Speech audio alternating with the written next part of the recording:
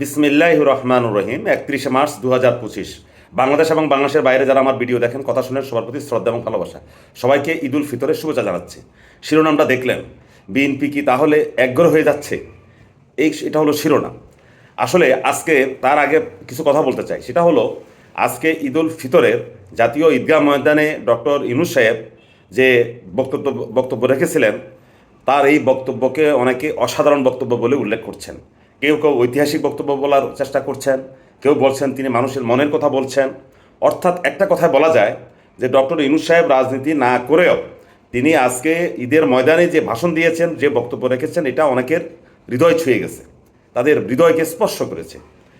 এখন এই যে ডক্টর ইউনূস সাহেবের গুণ কীর্তন, এবং সবচেয়ে মজার বিষয়টা হলো বা লক্ষণীয় বিষয় হলো, আজকে ঈদের নামাজের পরে যখন কোলাকুলি বা হাত মেলানো হচ্ছে, তখন এই যারা সাধারণ যারা মুসল্লি সেখানে গিয়েছেন, মুসল্লিদের একটা বড় অংশ সেখানে ডক্টর ইউনূসকে 5 বছরের জন্য ক্ষমতায় দেখতে চায় বলে চিৎকার শুরু করেছে।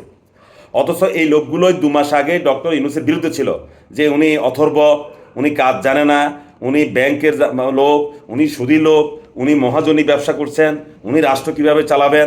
অর্থাৎ ওনাকে নিয়ে অনেকে অনেক রকম মন্তব্য করেছেন। কিন্তু ভাগ্যের কি নির্মম পরিহাস, এই 1 মাসের মধ্যে এমন কি হলো যে জনগণ এখন ইউনূসের পক্ষে ঝুঁকে পড়েছে।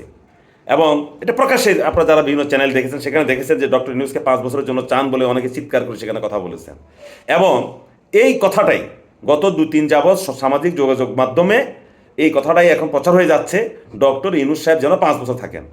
সবচেয়ে অবাক বিষয় হলো, আমি কয়েকটা ইসলামী সংগঠনের নেতাদের ফেসবুক পোস্টে দেখলাম, যারা একটা সময় ডক্টর ইউনূস সাহেবকে সুদী কারবার, মহাজন, এইটা সেইটা, গ্রামীণ ব্যাংক নিয়ে ওয়াজ মাহফিলে বিভিন্ন ধরনের তীর্য কথা বলেছেন। সেই একই মানুষ এবং তাদের অনুসারীরা এখন ডক্টর ইউনূসের জন্য পাগল প্রায়। তাদের মুখে এখন ফেনা, ইউনূস ইউনূস ইউনূস ইউনূস বলে তারা মুখে ফেনা তুলে ফেলছে, এবং তারা কোনো নির্বাচনই যাচ্ছেন না। কি একটা বিষয়টা আপনারা লক্ষ্য করেন। এখন শুধু তা না, গত শেখ হাসিনার শাসনামলে যখন বিএনপি নেতাকর্মীদের বিরুদ্ধে মিথ্যা মামলা দেওয়া হচ্ছিল, তখন এই মিথ্যা মামলার বিরুদ্ধে, শেখ হাসিনার দমন পীড়নের বিরুদ্ধে যে সকল সাংবাদিক, বুদ্ধিজীবী, সোশ্যাল অ্যাক্টিভিস্ট, ইউটিউবার তাদের চ্যানেলে, তাদের পেজে বিএনপির পক্ষে তারা যারা সহমর্মিতা দেখিয়েছিলেন, কথা বলেছিলেন, শেখ হাসিনার বিরুদ্ধে সমালোচনা করেছিলেন, সেই সকল ইউটিউবার বা সোশ্যাল অ্যাক্টিভিস্ট, যারা অনলাইন অ্যাক্টিভিস্ট, এরা সবাই এখন দেখলাম আজ কদিন যাবৎ বিএনপির উপর থেকে তারা মুখটা ঘুরিয়ে নিয়েছে। তারা ইনিয়ে বিনিয়ে মোটামুটি তারা এখন ডক্টর ইউনূস সাহেবের পক্ষে চলে গেছে। এবং এই যে সংস্কারের আগে যেন ডক্টর ইউনূস সাহেবের ঘোষিত সংস্কারের আগে যেন কোনো নির্বাচন না হয়, তারা এই ধরনের একটা কথাবার্তা বলছেন, এবং তারা একটা সামাজিক জনমত সৃষ্টি করার চেষ্টা করছেন। এবং এদের মধ্যে এগিয়ে আছেন ধরেন পিনাকি ভট্টাচার্য, এবং আরও অনেকে আছে, সবার নামটা আমি নিলাম না। এখন এই যে বুদ্ধিজীবীরা, ইউটিউবার, সোশ্যাল অ্যাক্টিভিস্টরা গেল বিএনপির, কারণটা কি? এই কারণটা বিএনপিকে গভীরভাবে পর্যবেক্ষণ করতে হবে।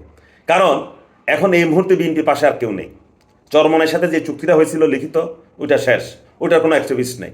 চরমনায়ের মুরিদরা এখন ডক্টর ইউনূসের পক্ষে চলে গেছে, এবং ইসলামী যে সকল সংগঠন আছে সবাই এখন ডক্টর ইউনূস সাহেবের পক্ষে চলে গেছে।